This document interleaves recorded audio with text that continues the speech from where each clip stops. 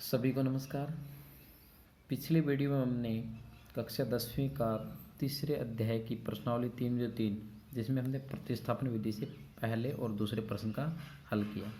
अब हम प्रश्नावली 3 का तीसरे प्रश्न का अध्ययन करेंगे। निम्न समस्याओं में रैखिक समीकरण युग्म बनाइए और उनके हल प्रतिस्थापन विधि द्वारा ज्ञात कीजिए। तो पहली समस्या हमारे पास है, दो संख्याओं का अंतर 26 है और एक संख्या दूसरी संख्या की क्या है, 3 गुणी है, उन्हें ज्ञात कीजिए। तो यह प्रॉब्लम है दो चर वाले रैखिक समीकरण प्रश्नावली 3 का तीसरा प्रश्न, उसका पहला पार्ट। दो संख्याओं का अंतर 26 है। हमें ऐसी दो संख्याएं ज्ञात करनी है जिनके बीच का अंतर क्या है, 26 है, और एक संख्या दूसरी संख्या की 3 गुणी है और उनमें से एक जो संख्या है वो दूसरी संख्या की 3 गुणी है, उन्हें ज्ञात कीजिए। तो मान लेते हैं जो संख्या है वो, पहली संख्या मान लेते हैं वो x है और दूसरी संख्या क्या है, y। तो दोनों संख्याएं, एक x है और एक को y मान लिया हमने, जिसको ज्ञात करना है। अब प्रश्नानुसार पहले क्या था, दोनों संख्याओं का जो अंतर है वो 26 है। पहली संख्या हमारे पास x है, दूसरी संख्या हमारे पास y है। तो मान लेते हैं बड़ी संख्या हमारे पास x है और छोटी संख्या हमारे पास है y है। तो x में से y घटाने पर जो अंतर है वो कितना है, 26 के बराबर। तो ये पहली समीकरण आपकी बन जाएगी। उसके बाद दूसरे प्रश्न अनुसार क्या, एक संख्या दूसरी की क्या है, 3 गुणी। तो क्योंकि संख्या बड़ी कौन सी मानी हमने, x को बड़ा माना, y को छोटा माना, तो जो बड़ी संख्या है वो छोटी, एक संख्या दूसरी संख्या का क्या है, 3 गुना। यानी दूसरी संख्या क्या है, y, जो कि छोटी है। बड़ी कौन है, x क्या है, 3 गुना y, उसका 3 गुना है। तो इम्प्लाइज x 3y को जो लेके जाएंगे तो -3y बराबर है 0। तो ये दूसरी समीकरण आएगी। ये दो समीकरण हमारे पास है, जैसे पार्ट 1 में हम ज्ञात करते 1 और 2, दो समीकरण आपके सामने आ गए। इनको प्रतिस्थापन विधि से हमने हल करना है। तो पहले समीकरण से x - y किसके बराबर है, 26 के बराबर। तो x का मान हमने y के अंदर निकाल दिया, 26 + y, और जो x का मान है उसको समीकरण 2 में रखने पर, तो समीकरण 2 क्या हमारा, x - 3y बराबर है 0। तो x का मान कितना आ गया, 26 + y। x का मान जो हमने ऊपर x का मान रख दिया हमने, -3y बराबर 0। y - 3y, क्योंकि y प्लस का 1 है, यहाँ -3 है, तो -2y। ये 26 उधर जाएगा तो किसके बराबर, -26। तो y का मान क्या है, -26 बटे -2, माइनस से माइनस कट गया तो y का मान कितना आ गया, 13। ये y का मान अगर x में रखेंगे तो 26 + 13, तो x का मान कितना आएगा, 26 + 13 39। यानी पहली संख्या हमने कितनी मानी थी, x 39, दूसरी संख्या कितनी मानी थी, y 13। तो पहली संख्या 13 है, दूसरी संख्या क्या है, 39। तो ये दो संख्या हमने ज्ञात करनी थी। अगले प्रश्न में, प्रश्न नंबर 2, दो संपूरक कोणों में बड़ा कोण छोटे कोण से 18 डिग्री अधिक है। अब दो कोण हैं, उन्हें हमें ज्ञात भी करना है। सबसे पहले तो दोनों संपूरक कोण हैं। संपूरक कोण वो कोण होते हैं जिनका जोड़, ऐसे दो कोण जिनको जोड़ करने पर उनका जोड़ अगर 180 डिग्री आ जाता है तो वो संपूरक कोण हो जाते हैं। उनमें से जो बड़ा कोण है, एक कोण बड़ा आएगा एक छोटा आएगा, तो बड़ा कोण छोटे कोण से 18 डिग्री अधिक है। तो माना दोनों कोण क्या है, एक कोण है x डिग्री का, दूसरा कोण y डिग्री का। मान लो दोनों कोण क्या है, x और y। तो प्रश्नानुसार पहले समीकरण क्या है, क्योंकि दोनों का जोड़ क्या है, 180 डिग्री। क्यों, क्योंकि दोनों कोण कैसे हैं, संपूरक कोण है। तो प्रश्नानुसार दोनों का जोड़ कितना है, 180, क्योंकि संपूरक कोण है। और दूसरा कि जो बड़ा कोण है, मान लेते बड़ा कोण कौन है, x। जो बड़ा कोण है वो छोटे कोण से, तो x कोण हमने बड़ा माना है, छोटे कोण क्या माना हमने, y माना है। तो छोटे कोण से कितना अधिक है, 18 अधिक है। यानी छोटे कोण में 18 जोड़ दें तो बड़े कोण के बराबर आ जाता है। तो x बराबर y + 18। तो इस समीकरण नंबर 1 और 2 को हम प्रतिस्थापन विधि से हल करेंगे। तो दूसरी समीकरण से, समीकरण नंबर 2 से x का मान जो बड़ा कोण हो छोटे कोण से कितना अधिक था, 18 अधिक था। तो वहाँ से दूसरी समीकरण से x का मान क्या है, y + 18 को समीकरण 1 में रखेंगे। पिछले जितने भी प्रश्न हमने किए उसमें समीकरण 1 से हम समीकरण 2 में रख रहे थे मान। अब हमने यहाँ समीकरण 2 से x का मान निकाला और उसको समीकरण 1 में रखने पर, तो समीकरण 1 क्या थी हमारी, x + y बराबर 180। दोनों का जोड़ कितना था, 180। तो x का मान कितना आएगा, y + 18 + y बराबर 180। y + y 2y, ये 18 उधर बराबर को उधर जाएगा तो घट जाएगा, तो 180 में 18 जाएगा 162। तो y बराबर 162 का आधा कर 2 से भाग करते हैं तो 81। तो y का मान कितना आ गया, 81। तो x का मान कितना आएगा, क्योंकि जो दूसरा कोण है वो छोटे कोण से 18 अधिक है, तो x कितना है, 81 + 18 99 डिग्री। तो दोनों कोण कितने आ गए अपने, 81 डिग्री और 99 डिग्री, दोनों को जोड़ करेंगे तो 180 आएगा। एक कोण दूसरे कोण से कितना बड़ा है? 18 डिग्री अधिक है। उसी तरह प्रश्न नंबर 3 आप खुद कर लेंगे, ये आपको स्वयं को करना है। प्रश्न नंबर 4, एक नगर में टैक्सी के भाड़े में, एक नगर में जो टैक्सी का जो भाड़ा लगता है, एक नियत भाड़े के अतिरिक्त, नियत भाड़ा होता है जो कि निश्चित है, जो आप चाहे 1 किलोमीटर जाओ, चाहे आप 2 किलोमीटर जाओ, चाहे आप 3 किलोमीटर जाओ, नियत भाड़ा वो होता है जो आपको लगेगा ही लगेगा। एक नियत भाड़े के अतिरिक्त चली गई दूरी पर भाड़ा सम्मिलित किया जाता है। एक तो नियत भाड़ा है जो कि फिक्स है, वो तो लगना ही है। उसके साथ साथ जितनी दूरी हम तय करेंगे 1 किलोमीटर 2 किलोमीटर, उसके ऊपर अतिरिक्त भाड़ा है, अतिरिक्त चली गई दूरी पर भाड़ा सम्मिलित किया जाता है। 10 किलोमीटर के लिए भाड़ा 105 रुपये है। अब हमें अगर उसको 10 किलोमीटर लेके जाना है टैक्सी को, तो आपको कितने रुपये भाड़ा देना पड़ेगा? 105। अब 105 रुपये में एक तो नियत भाड़ा है और एक 10 किलोमीटर चलने का जो भाड़ा है वो अलग है, तो दोनों को जोड़ के कितना भाड़ा? 105 रुपये। तो तब 15 किलोमीटर के लिए भाड़ा कितना है? 155 रुपये है। अगर 15 किलोमीटर लेके जाएंगे तो 155 रुपये लग जाते हैं। नियत भाड़ा व प्रति किलोमीटर भाड़ा क्या है बताइए? नियत भाड़ा क्या है उसमें और प्रति किलोमीटर के लिए भाड़ा क्या है? और साथ ही साथ ये भी बताना, एक व्यक्ति को अगर 25 किलोमीटर की दूरी तय करनी है तो उसके लिए कितना भाड़ा उसको देना होगा। तो मान लेते हैं इन प्रश्नों में जो कुछ भी हमें निकालना होता है, ज्ञात करना होता है, उसको हम एक्स और वाई एज्यूम करते हैं। माना नियत यानी कि निश्चित भाड़ा कितना है? एक्स रुपये, जो हमें देना ही देना है। और 1 किलोमीटर का जो प्रति किलोमीटर का जो भाड़ा है वो वाई रुपये प्रति किलोमीटर हमने मान लेते हैं। तो प्रश्न अनुसार पहले प्रश्न में क्या करता है कि 10 किलोमीटर के लिए भाड़ा कितना है? 105 रुपये। अब देखिए एक्स नियत भाड़ा है प्लस 1 किलोमीटर का जो भाड़ा है वो वाई रुपये है, तो 10 किलोमीटर जाने का भाड़ा कितना आएगा? 10 वाई रुपये। नियत भाड़ा उसके साथ अतिरिक्त भाड़ा कितना आ गया? 1 किलोमीटर का वाई रुपये, तो 10 किलोमीटर का 10 वाई रुपये, तो दोनों को मिला के कितने रुपये भाड़ा देना पड़ रहा है हमें? 105 रुपये। तो एक्स प्लस 10 वाई रुपये 105। अब नियत भाड़ा वही है, 15 किलोमीटर जाने का जो भाड़ा है, तो नियत भाड़ा और 15 किलोमीटर, 1 किलोमीटर का भाड़ा वाई रुपये, तो 15 किलोमीटर का 15 वाई, तो x प्लस 15 वाई कितना? 155। ये हमारे पास दो समीकरण आ गए, इनको हम प्रतिस्थापन विधि से हल करेंगे। तो वही पहली समीकरण से x का मान निकाला 105 माइनस 10 वाई, दूसरी समीकरण में रखने पर तो 105 माइनस 10 वाई प्लस 15 वाई और 155, तो 5 वाई, क्योंकि माइनस का 10 प्लस 15, 15 में से 10 जाएगा 5, 105 हो जाएगा माइनस हो जाएगा, तो 5 वाई 50, तो वाई का मान कितना आ जाएगा? 10। यानी कि जो प्रति किलोमीटर का जो भाड़ा है वो 10 रुपये प्रति किलोमीटर है। और ये वाई का मान अब एक्स में रखने पर एक्स बराबर है 105 माइनस 10 गुणा वाई, वाई कितना था? 10, 10 दाई 100, तो 105 में से 100 को हटाएंगे तो कितना आ जाएगा?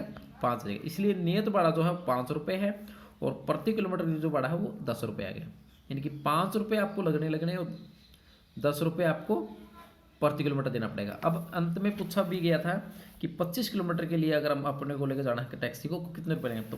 तो 25 किलोमीटर के लिए जो भाड़ा आएगा, 25 किलोमीटर के लिए जो भाड़ा आएगा वो कितना आएगा? 5 रुपये नियत भाड़ा है और 25 किलोमीटर का 10 किलोमीटर के, क्योंकि प्रति किलोमीटर भाड़ा कितना फिक्स है? 10 रुपये, तो 5 प्लस 250, जो कि किसके बराबर है? किसके बराबर आएगा? 255 के बराबर आएगा।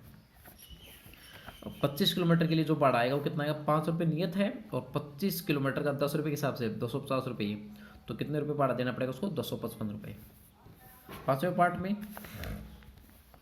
यदि किसी भिन्न के अंश व हर में 2 जोड़ दिया जाए तो वह 9/11 हो जाती है। एक भिन्न है, भिन्न क्या होती है? जिसमें अंश और हर को हम भाग करते हैं, अंश बटे हर।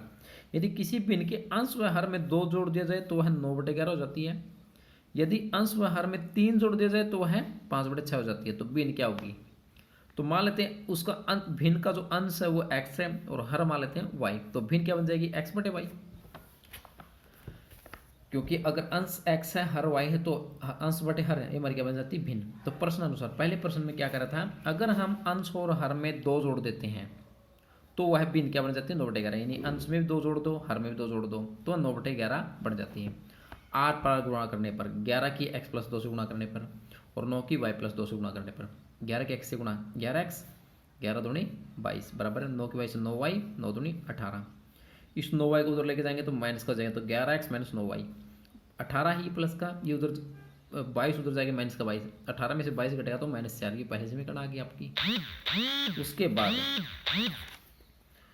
दूसरे केस में क्या करें, यदि अंश और हर में 3 जोड़ दिया जाए तो वह 5/6 हो जाती है। यदि अंश में भी 3 जोड़ दें और हर में भी 3 जोड़ दें तो वह 5/6 हो जाती है। उसी तरह आर पर गुणा करने पर 6 के 1 से 6x, 6 3 18, 5y 15, ये 5y उधर जाएगा तो 6x माइनस 5y, ये 15, 18 उधर जाएगा तो माइनस का 3 हो जाएगा, क्योंकि 15 में से 18 घटेगा तो माइनस का 3। ये समीकरण नंबर 1, समीकरण नंबर 2।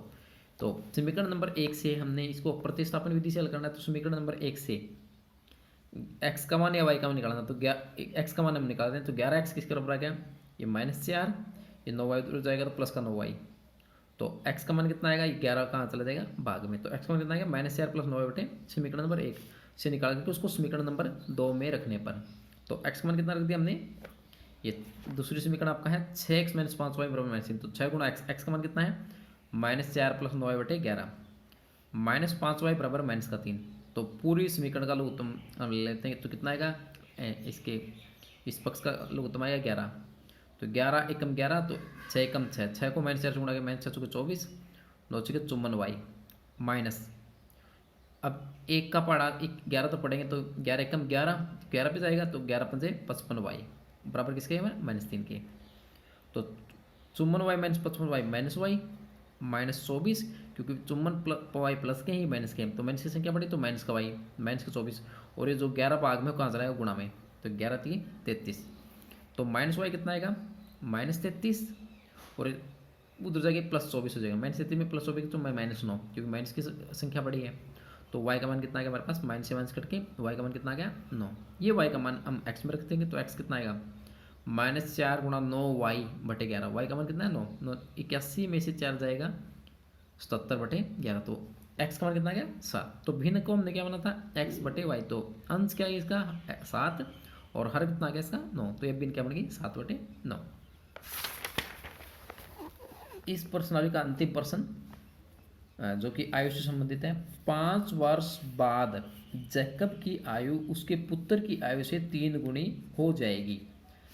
आज से 5 साल बाद जो जैकब की आयु है वो अपने पुत्र की आयु से क्या हो जाएगा 3 गुना आयु का हो जाएगा, और 5 वर्ष पूर्व जैकब की आयु उसके पुत्र की आयु की क्या है 7 गुनी थी, तो उनकी वर्तमान आयु ज्ञात कीजिए। क्योंकि हमें उनकी वर्तमान आयु ज्ञात करनी है, जो भी आयु से संबंधित समस्याएं आएंगी तो उनको हम उनके अंदर हम वर्तमान आयु ही मानेंगे।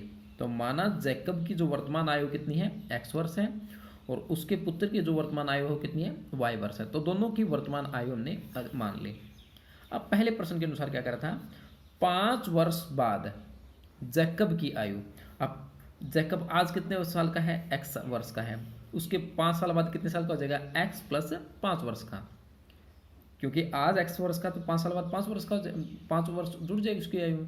अगर आज वो 45 साल का है तो 5 साल बाद 50 साल का हो जाएगा, यानी कि उसमें 5 जोड़ना पड़ेगा। और उसका पुत्र आज के दिन कितने साल का है, वर्तमान आयु कितनी उसकी y, 5 साल बाद वो कितने साल का हो जाएगा y + 5 साल का। इन दोनों की 5 साल बाद आयु में क्या रिलेशन दिया हुआ है, 5 वर्ष बाद जैकब की आयु उसके पुत्र की आयु से 3 गुणी हो जाएगी, यानी जो जैकब की आयु 5 साल बाद ये आ गई, उसके पुत्र की ये आ गई, तो उसकी पुत्र की आयु से कितनी गुणी है, मतलब वो 3 गुणी है, तो 3 गुणा y + 5। जैकब की आयु उसके पुत्र की आयु से 3 गुणी, अब दोनों में 5 क्यों जोड़ा हमने, क्योंकि जैकब की आयु 5 वर्ष बाद निकालनी है और उसके पुत्र भी 5 वर्ष बाद उसकी आयु निकालनी है, क्योंकि दोनों की आयु में 5 वर्ष जुड़ जाएगी। तो जैकब की आयु उसके पुत्र की आयु की 3 गुणी है, तो उसको हल किया x + 5, 3y से 3y 15, तो x - 3y, ये 5 उड़ जाएगा तो 10, तो x - 3y बराबर 10, पहला समीकरण। अब प्रश्न अनुसार फिर क्या करें, 5 वर्ष पूर्व जैकब की आयु उसके पुत्र की आयु कितनी 7 गुणी, आज 5 वर्ष पूर्व जैकब की आयु कितनी आ गई, तो अब दोनों में से 5 क्यों घटा दिया हमने, क्योंकि जैकब आज x साल का है, 5 वर्ष पहले कितने साल का आएगा x - 5 साल का आएगा, और उसी तरह जैकब का पुत्र y साल का है तो 5 साल पहले कितना आएगा y + 5 साल का। अब उन दोनों की आयु में क्या रिलेशन है कि जैकब की आयु उसके पुत्र की आयु क्या है 7 गुणी, तो इसको हमने हल किया, तो x - 5 बराबर 7 की वजह से 7y, 7 × 5 = 35, तो 7y उधर जाएगा -7y, और -5 उधर जाएगा तो प्लस आ जाएगा, -35 में 5 जुड़ेगा तो -23। ये पहली समीकरण है, दूसरी समीकरण। तो पहली समीकरण से x का मान निकालने पर 10 + 3y को समीकरण 2 में रखने पर पहले समीकरण से ये 3y दूर जाएगा प्लस का 3y, तो एक्स का मान कितना है 10 प्लस 3y को दूसरी समीकरण में रख देते हैं। तो एक्स का मान कितना है 10 प्लस 3y माइनस 7y बराबर माइनस 30। तो 3 में 7 जाएगा माइनस 4y बराबर है ये माइनस 30, ये 10 हो जाएगा तो माइनस का 10, तो माइनस 4y बराबर माइनस 30 और माइनस 10 माइनस 40। तो y का मान कितना है माइनस 40 बटे माइनस 4। तो माइनस माइनस करके y का मान कितना क्या 10।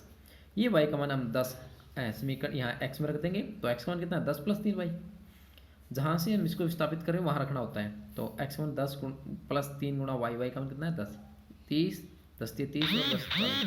तो x का मान कितना क्या 40। अतः जैकब की आयु कितनी आएगी 40 वर्ष और उसके पुत्र की आयु कितनी आएगी 10 वर्ष। तो इस तरीके से हम उसके उत्तर की पड़ताल भी कर सकते हैं। तो x और y के जो मान आए हैं वो उनकी आयु हमारे पास आ गई। आज के लिए इतना ही, धन्यवाद।